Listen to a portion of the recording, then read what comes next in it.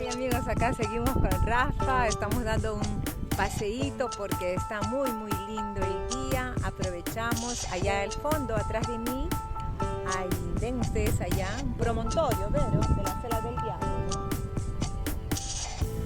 Es un promontorio. Sí, es un promontorio.